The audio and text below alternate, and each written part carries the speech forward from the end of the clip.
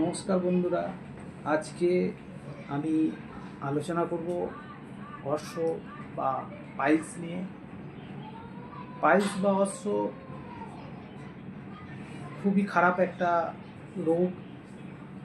সাধারণত অনেকেরই এই সমস্যা থাকে, কিন্তু তারা বলতে চায় না বা প্রকাশ করতে চায় না, চেপে রাখে। এটা ঠিক না।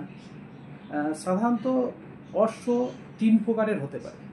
এক হচ্ছে বহিঃবলীয় অর্শ, এক হচ্ছে অন্তঃবলীয় অর্শ, এক হচ্ছে অন্তঃবহিঃবলী মিশ্রিত অর্শ। বহিঃবলীয় অর্শ কি না, যে অর্শ বাইরের দিকে বলিটা বেরিয়ে থাকে বা মাংস দ্বারা বাইরের দিকে ঢাকা থাকে, সেটা বহিঃবলীয় অর্শ। আর হচ্ছে 2 নম্বর হচ্ছে অন্তঃবলীয় অর্শ। এটা ভেতরের দিকে 2 থেকে 2.5 ইঞ্চি ভেতরে পর্যন্ত হতে পারে। এটাতে অত্যাধিক রক্তক্ষরণ হয়। অনেক সময় এই অর্শ বাইরের দিকে বেরিয়ে আসে, তখন সেটাকে আঙুলে করে আবার ভেতর দিকে জলসেচ করার সময় ঢুকিয়ে দিলে সেটাকে ঢুকে যায়। এই অর্শই অত্যাধিক জ্বালা যন্ত্রণা থাকে।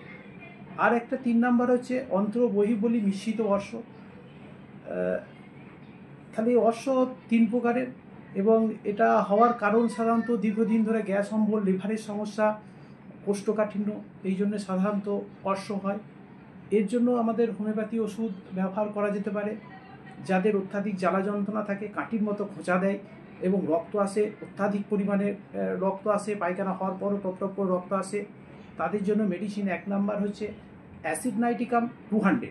অ্যাসিড নাইট্রিকাম 200 রোজ সকালে 1 ডোজ করে, এর সঙ্গে নাক্স 30 দুপুর রাতে খাওয়ার পর 2 ফুটা করে।